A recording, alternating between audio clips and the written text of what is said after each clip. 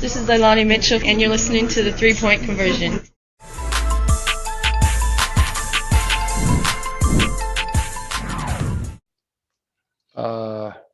It's a lot. It's a lot to get into here, but we have a lot of work to do. We have a lot of work to do. Effort's good with us generally. Execution has not been. So we've got work to do. Where do you hope to most improve, and can you make the best advantage of this next month? We need to execute better. I don't know. I don't know if there's a one area that we need to focus on. We're not doing a good job of consistently doing the things that we do when we win games. When we do them, we win. When we don't, we get whooped. And that's basketball. That's every team. That's the difference in good and great and elite teams is the level of consistency. That's the difference. And we have times where we're really solid and we do a lot of good things, and we have times when we don't, and that's what young teams do. Unfortunately, I don't want to wait for us to only address those things in practice. We all need to take accountability and do the work off the court, do the work staying together as a group, not being a bunch of individuals. You know, we've just, it's too much to really give you a succinct answer, Jeff. I wish I could. This was more than helpful. Appreciate your time and insight, Coach. Thank you so much. Got it. Barb Barker. Yeah, well, I know it's hard after you've had 2 tough losses, but if you look at the number of wins you guys have had this year, you've really, exceeded what, I think AP, the preseason poll, had you not winning this many the entire year. I mean, if you look what you've done halfway through the season, you've got to take some good things out of it. And, how are the way the team is developed? Yeah, I mean, they fight. It's one of the things that I love about them. I think most of the time they genuinely cheer for one another's success. I think that we just have bouts of individuality. And it's not big stuff, it's little stuff, but it adds up. And the really good teams, they just don't have that, and I've gotten to be a part of one of those really good teams, and it's just not, it doesn't stand, the players don't stand for it with each other. So, but that's part of our growth. That's part of our path. That team, when I got there, was together for quite some time and had done a lot together. And so, this is so different in that we don't have those, those vets who have been captains and leaders and champions for multiple years. We have players who, even our vets, are now learning a new role. They're learning how to be leaders. They're learning how to be more of a focal point, both vocally, X's and O's wise, mentally. How do they attack a given team's defense? So I think that, yes, no question, the 10 wins is great. It's a good start. I think we're all very certain that we could have at least 3 more.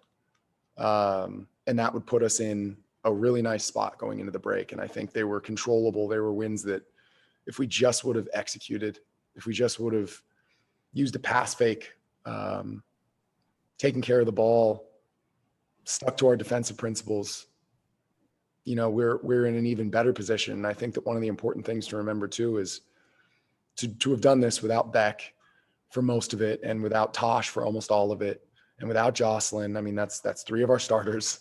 That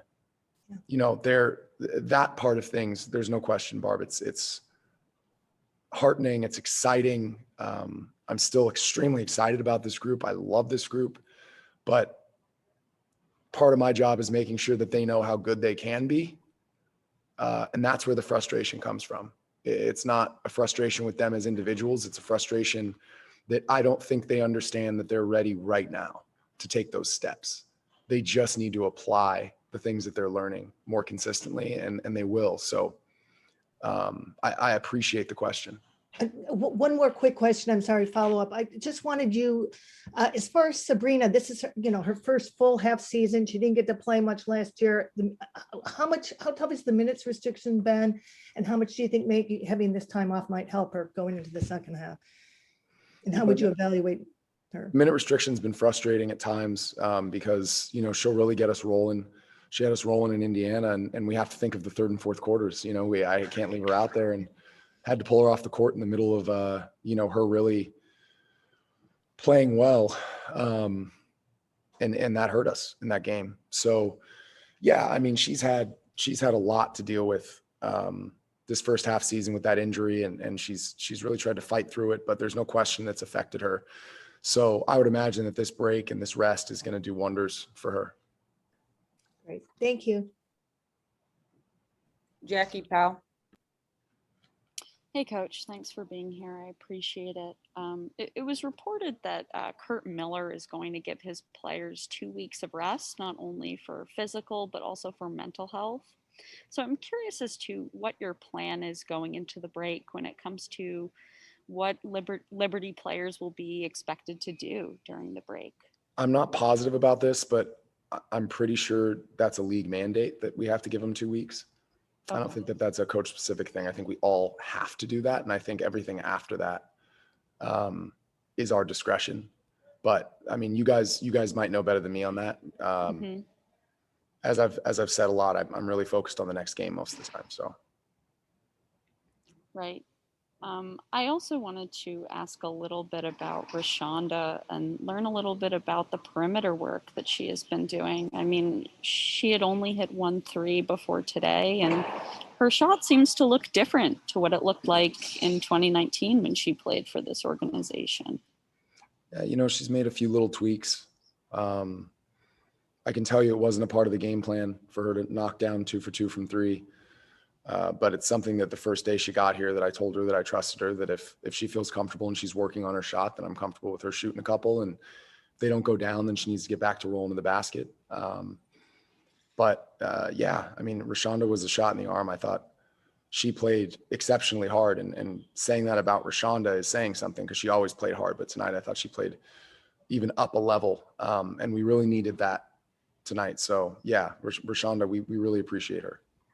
And the final one for me, I mean, Kylie is shooting 37% from 3 this season, and that's a 20% jump from over what she was doing last year. What do you think has contributed most to that jump, and especially what we saw today, 4 for 5 from 3? Yeah, I mean, she worked on it a lot in the off season. We got some good time together, and I think a big thing for her, though, is confidence. I think there's games where she feels comfortable and confident and she knocks down shots. And there's games where she shoots it because she feels like she's supposed to, rather than, being hungry to knock those things down. And I think it's easy for her to miss a couple and not want to shoot anymore. That's part of the growth when you're a fledgling 3-point shooter. You have to learn that you can shoot through those misses. She certainly knows that I want her to shoot through those misses. And I think for her, when she sees the first one go down, it tends to do wonders for her. In a few of these games, she hasn't seen the first one go down, and I think it hurt her. I think she gets in her head, I need to make an adjustment. I need to change something rather than, just get under it, be ready to shoot and knock it down. So I think Kylie has grown in so many ways. In so many ways, she was, again, really good. She was our leading scorer tonight. So, and I think we did a tremendous job against their bigs down low. It was much better, and that, a lot of that is a credit to Rashonda and Kylie. Thanks so much, Coach. I appreciate it. Miles Ehrlich. Hey, Coach. Coming into today, Benaja, Sami, and Sabrina were averaging close to 43 points per contest. This afternoon, Connecticut held them to just 8 combined. What did they do to make it so difficult for all 3 of those players who are your top scorers to be effective on the offensive end today? Yeah, they pressured. It's the same stuff they did last game. Same, it's really their defense. They played their defense and they executed their identity far better than we countered it. And it's kind of the same story. This is one of the frustrating things about, we had a game plan to attack the pressure and we just didn't execute the game plan. And some of that is dumbfounding, as I'm sure you can imagine, because they're more than capable. They've shown they're more than capable of doing those things. And we just didn't do them for one reason or another. That would have put us in a really good place to attack with our guards and be aggressive. It would have created a lot of in rhythm open threes. And I think the games like this where we go, we ended up at 31%.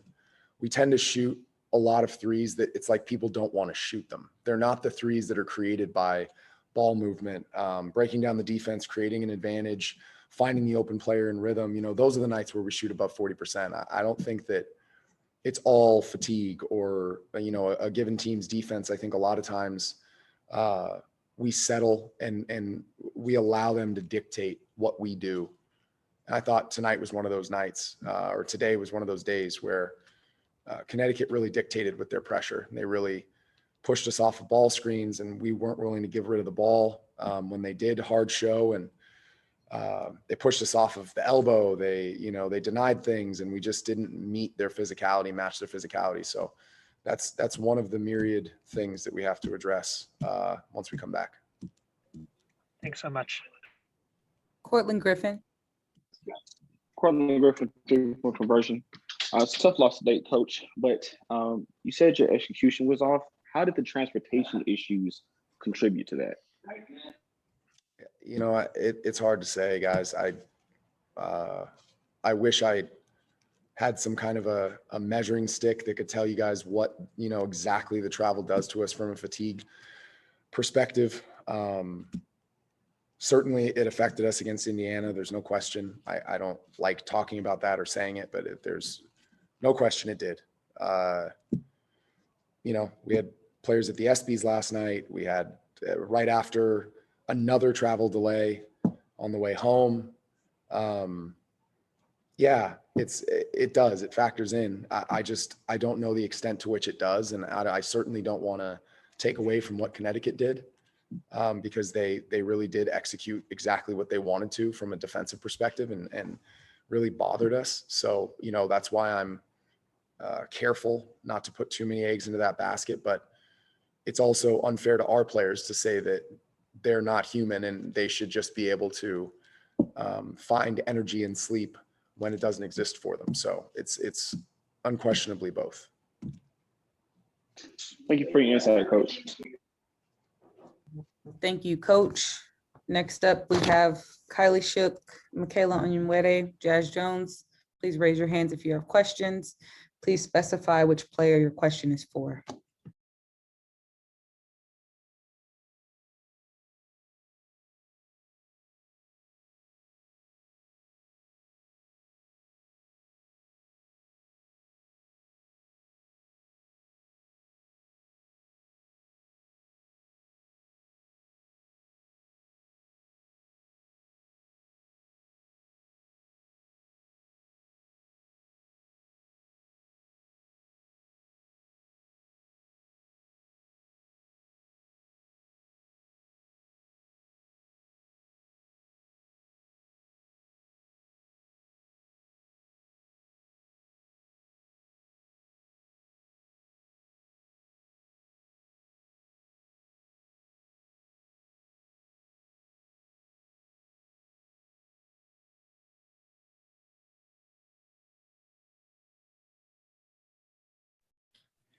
First question, Pepper Pursley.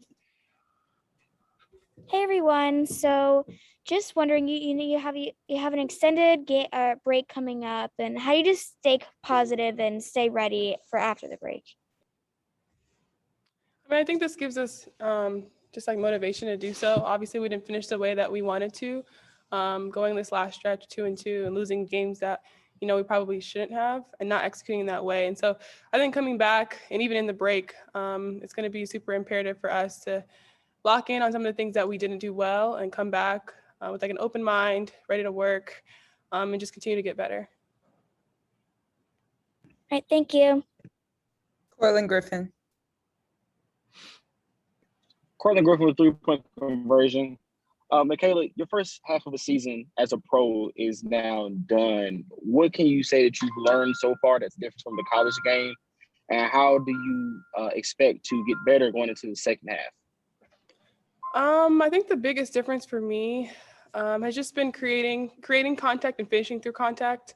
I think in college, like you could get to the rim kind of at will. And so here it's been a little bit different to just kind of create that, finish through that, and do so in that way. And then as far as just what I want to get better at, just continue to grow, be a sponge. I still have a lot to learn, a lot to grow. And so just looking forward to continue to get better with my team in that way. Thank you.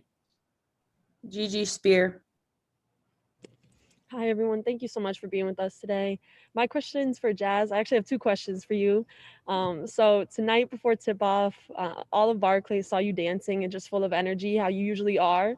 How do you get your teammates to join you on that energy bus? And to follow up also, how important is energy and being vocal on defense in particular? First question, I mean, I'm always like that before every game, but and I just try to bring the energy all the time, as you all can see. Just try to lift up my teammates in any possible way I can.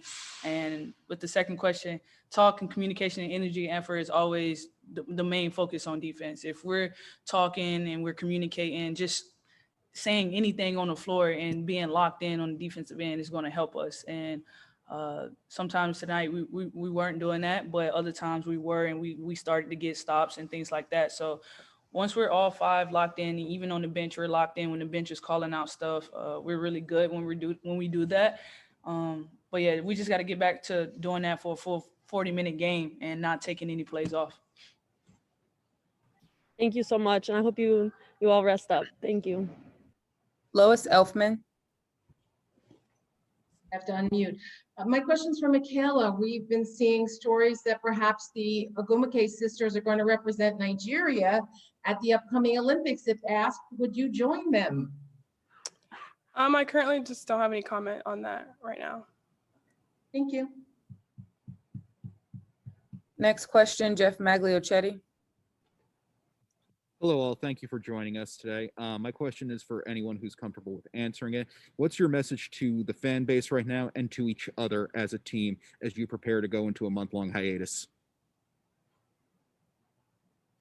I think for the fans, just, continue to support us. I think that, we are a likable group, and so just continue to support us. And as far as just ourselves, just continue to stay together, find ways to continue to connect, even though we're going to be not together for the likes of 3 weeks. But when we come back, be ready to work, get better, continue to lock in and focus on what we've lacked in the first half of the season. And so I think that's probably the message for both of those. Mm-hmm. Thank you. Appreciate that. And this question is for Kylie. Back-to-back career best in scoring.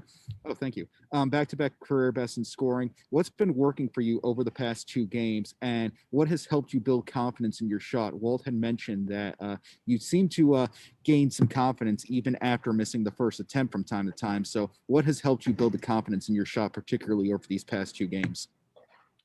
I would just say stay being aggressive. It doesn't really do much if I pass up open shots from my teammates and the team.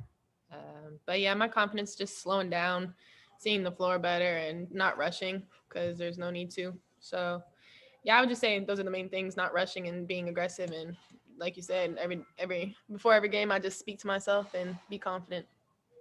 Appreciate your time and insight, all 3 of you. Have a great break. Thank you. Andrew Lipton. Hi, ladies. First of all, I know it seems a little disappointing the way the last few games went, but you guys have really brought the Liberty back to respectability, and I think the fans really appreciate what you guys have done. During the break, what specifically do you think each of you will do to stay fit, to stay sharp, and to still kind of bond together? I think first off, I think everybody needs to take some mental days, because mental health is a big thing. I think we all need to focus on ourselves and our bodies and getting our mental and physical right. And then after you take those couple of days, just get right back into it. Don't take too much time off, because we don't want to come back out this break out of shape or anything like that. And I know we talked about it in the locker room. We know what each other is doing over the break, and we know how we're going to stay in contact with each other, even though we might be going different places and things like that. So I think everybody's going to be perfectly fine over the break and get in there getting their rest, and then hopping right back into it, whether it's running, working out, touching the basketball, whatever. I know coming back off of this break, we're going to be good and locked in and ready to start back practice and things like that.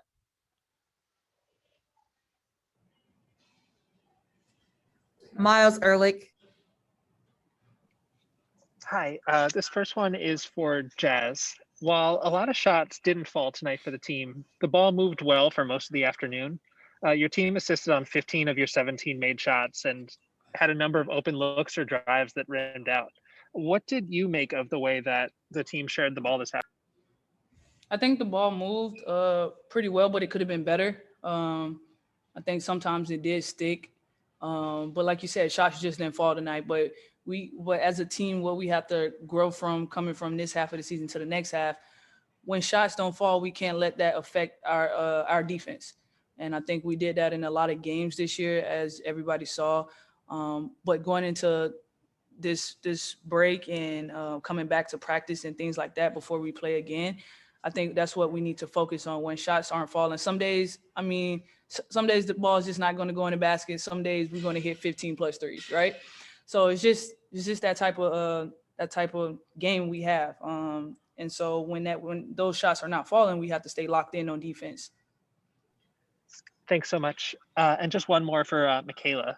You're heading into the break hitting double-figure scoring in 5 of your last 7 games. What are you looking to work on during that break after you take a couple of days off so that you could come out strong in the second half?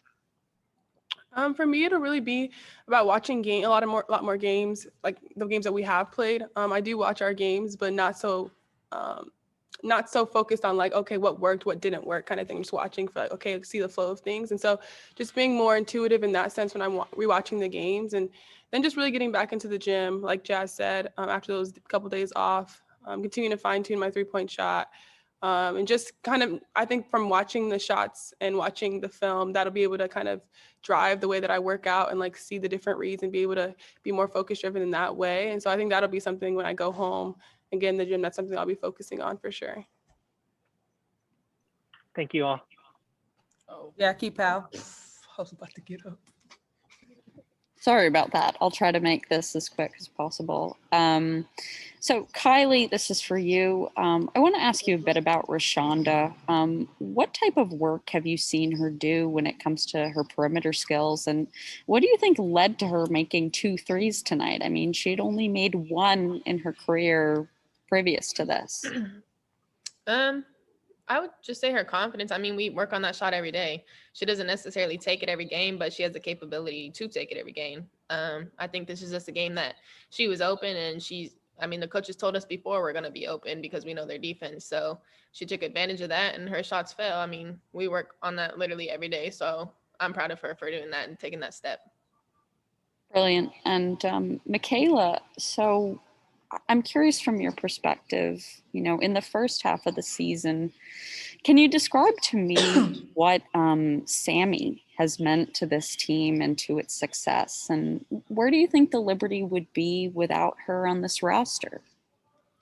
I think Sami just continues to be a really steady and consistent leader, regardless of how she's playing. If she's is on that game, isn't, she's just super, super consistent. I think that's been kind of the story for her since the beginning of the season. And even in training camp, like I had said earlier, like she was in my ear all the time about, okay, this is not the right read, this is the right read. And so she was somebody who I personally could really lean on, but I think our team does as well, just to have that veteran voice, be that consistent leader.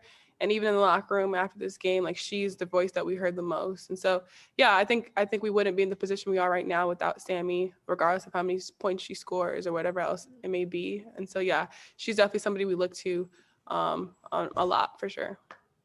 Brilliant. And finally, Jazz, I want to ask a little bit about the discussions that you all have had with ownership regarding the air travel situation. What have you heard about what the future might hold for how you all are going to travel? I mean, I don't want to talk about travel. Okay. I haven't heard anything. That's it. Okay. Thank you. Thank you all. I hope you get some rest. Thanks for joining. Thank you all. Thank you. We'll send the recording shortly. Thank y'all. Thank y'all.